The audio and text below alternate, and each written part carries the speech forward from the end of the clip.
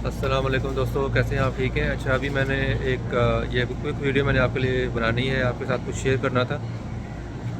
लोग काफ़ी कंप्लेन करते हैं कि प्राइसेस बहुत ज़्यादा बढ़ गई हैं, हर जगह महंगाई है, स्पेशली हमारी कंट्री में, पाकिस्तान में।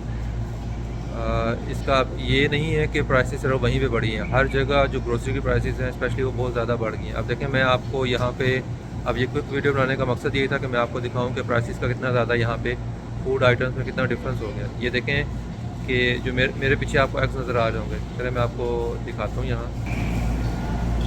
ये देखें, ये आपको एग्स नज़र आ रहे हैं, ये सामने जो ब्राउन हैं ये देसी एग्स हैं, लेकिन ये देसी एग्स हैं, और इस साइड पे जो हैं ये शेवर के एग्स हैं, वाइट वाले। ठीक है, आप प्राइस चेक करें ऊपर, ब्राउन एग्स की देखें क्या प्राइस है।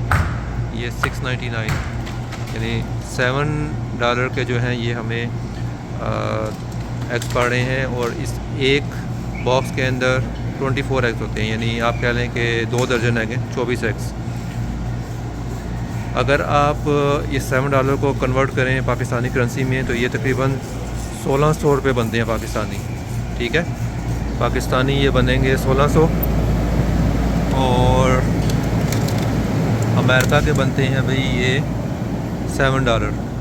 अगर लेट्स से कि वहाँ पे एग आपको पड़ रहा है तकरीबन 30 रुपये का, एक देसी एग पड़ रहा है, तो आप उसको 24 से मल्टीप्लाई करें तो ये तकरीबन मेरे ख्याल से 700 या 750 रुपये बनते हैं। तो आपको पाकिस्तान में 750 रुपये के 2 दर्जन एग मिल जाएंगे। ठीक है, और यहाँ पे आपको वही एग जो है डबल प्राइस में मिल रहे हैं। देखिए, आप दोबारा एक दफ़ा देख लें, ये देखें ऊपर लिखा हुआ है ऑर्गेनिक एग, और बल्कि नहीं सॉरी, ये 18 काउंट है।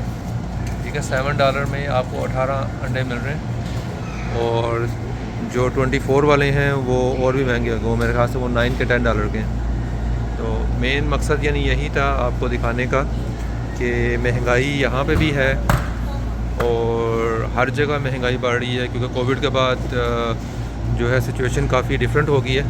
फूड आइटम्स काफ़ी महंगी हो गई हैं, और ये है कि हमें कोशिश ये करनी चाहिए कि हम ज़्यादा महंगाई का रोना ना रोएं, बल्कि मेहनत करें जितनी इंसान कर सकता है, जितने हमारे इख्तियार में हैं हम उतनी मेहनत करें, और मेहनत से जो है अपना वो कारोबार पे या जॉब आप जो कर रहे हैं वहाँ पे आप एक्स्ट्रा टाइम वगैरह स्पेंड करें।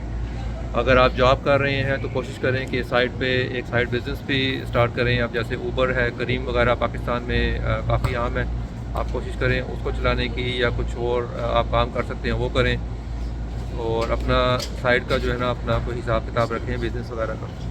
ठीक है, तो इस तरह कंप्लेन करने से कोई फ़ायदा नहीं होगा।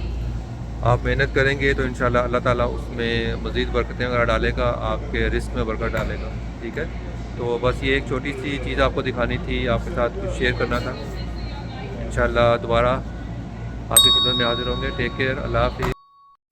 अच्छा दोस्तों, इस वीडियो से अगर किसी की दिल आज़ारी हुई हो तो मैं एडवांस में उससे माज़रत चाहता हूँ।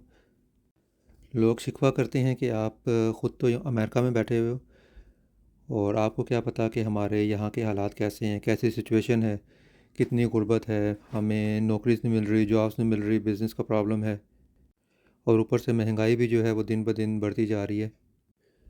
अच्छा, आपको ये बता दूं कि कोविड के बाद यहाँ पे भी ऐसी ही सिचुएशन है, लेकिन यहाँ पे लोगों ने क्या किया है कि एक्स्ट्रा काम करना सीख लिया है। अगर वो एक जॉब करते थे तो अब वो 2 जॉब्स कर रहे हैं या 3 जॉब्स कर रहे हैं, 6 आवर की, 8 आवर, 10 आवर एक्स्ट्रा शिफ्ट्स लगा रहे हैं, एक्स्ट्रा कोई काम कर रहे हैं, क्योंकि उनको पता है कि उनके एक्सपेंसेस वगैरह कोई दूसरा पे नहीं करेगा, हमें ख़ुद ही पे करने पड़ेंगे। इसलिए हमें चाहिए कि हम दूसरों पे डिपेंड ना करें, बल्कि ख़ुद मेहनत करें, और एंड रिज़ल्ट जो है वो अल्लाह ताला पे हम छोड़ दें। इंशाअल्लाह मेहनत और सब्र से अल्लाह ताला कामयाबी ज़रूर देगा। आमीन। अल्लाह हाफ़िज़।